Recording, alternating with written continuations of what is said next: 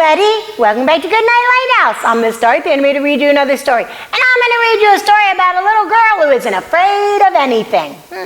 Is that even possible?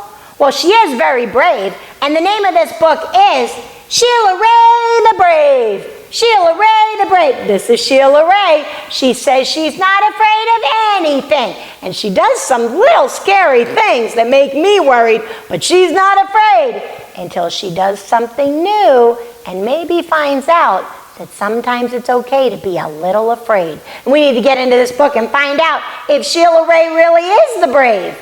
Are you ready to get inside this book with Miss Dorothy? Good. I need you to sit up and listen up, because here we go.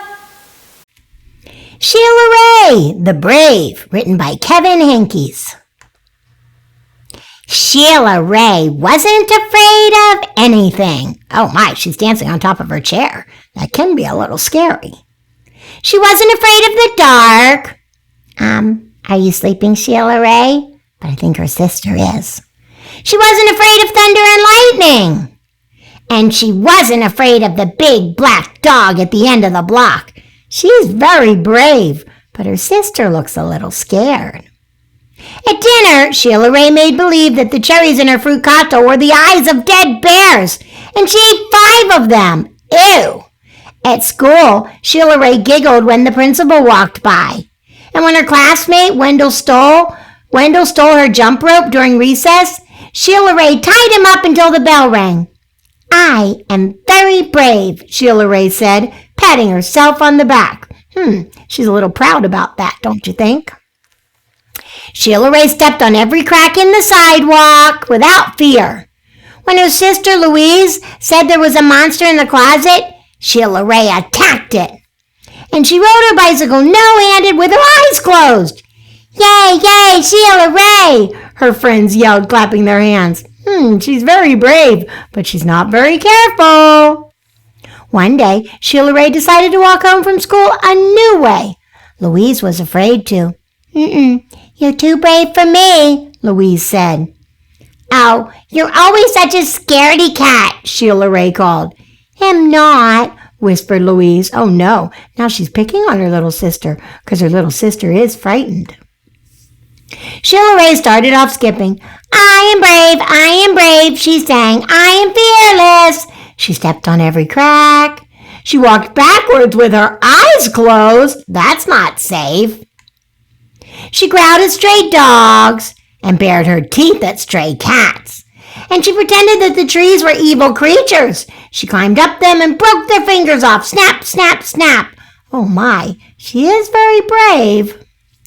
Sheila Ray walked and walked. She turned corners. She crossed streets.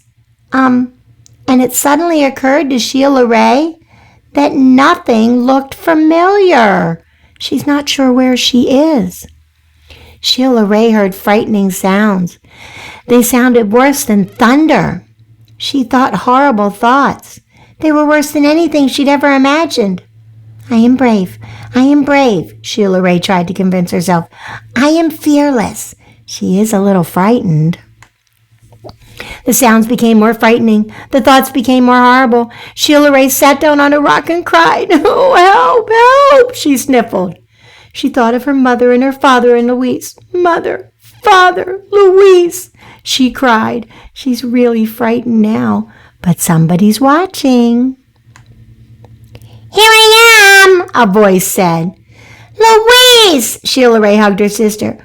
We're lost, Sheila Ray said. No, we're not, said Louise. I know the way home. Follow me. Wow, now who's being brave? Louise stepped on every crack. She walked backwards with her eyes closed. She growled at stray dogs and bared her teeth at stray cats. Louise is being so brave now. And she pretended the trees were evil creatures. She jumped up and broke their fingers off. Snap, snap, snap. Sheila Ray walked quietly behind her. They walked and walked. They crossed streets. They turned corners. Soon their house could be seen between the trees. Sheila Ray grabbed Louise and dashed up the street. When they reached their own yard and the gate was closed behind them, Sheila Ray said, Louise, you are brave. You are fearless. We both are, said Louise, and they walked backwards into the house with their eyes closed. Now both girls are really, really brave. That was something else. Sheila Ray said she wasn't afraid of anything. She wasn't afraid of walking with her eyes closed. She wasn't afraid of standing on chairs. She wasn't afraid of big dogs. And then she decided to go home a different way, and she got lost. And her little sister, who usually was afraid, she stepped up. She got real brave, and she said, I'll take care of it. I know the way home. So they walked home together, and little Louisa, she got really, really brave. That was a really good book because she learned how to be brave, and Sheila learned that sometimes she needs people's help, that she's not so brave that bad things or scary things can't happen to her, and she should be more careful. I think that's an important lesson because you know what? It's great to be brave, but not if it causes you to do dangerous things, like you should not stand up on chairs, and you shouldn't walk with your eyes closed because you'll bump into things, and you should never go away when you don't know where you're going or you're not with somebody that's taking care of you. She never should have walked off the way she did. She may have been thinking she was brave, but she was actually being very foolish. And I'm glad her little sister was there. And her sister, who was usually scared, she got really brave. And she said, I can take care of this. So remember, it's okay to be brave. And it's really good when you're not afraid. But it's okay also to be very smart. And some things you probably should be afraid of. Some things you should say, no, that's not safe. I'm not going to do that. And really important, when your mom or your dad or your grandma or your grandpa or your teacher or your aunt or your uncle tell you, don't do that, it's not safe. Don't try to be brave. If they say it's not safe, it's not safe. So doing it isn't brave, it's just foolish, and you don't want to be foolish. You want to be smart. You want to think about the things you do.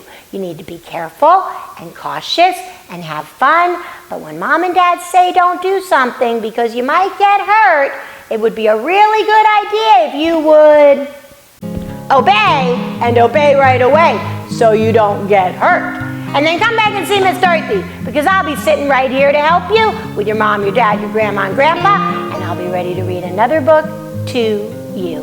Bye! Thanks for reading with Miss Dorothy. I hope you enjoyed this book, and I hope you'll come back soon to read another. What's your favorite book?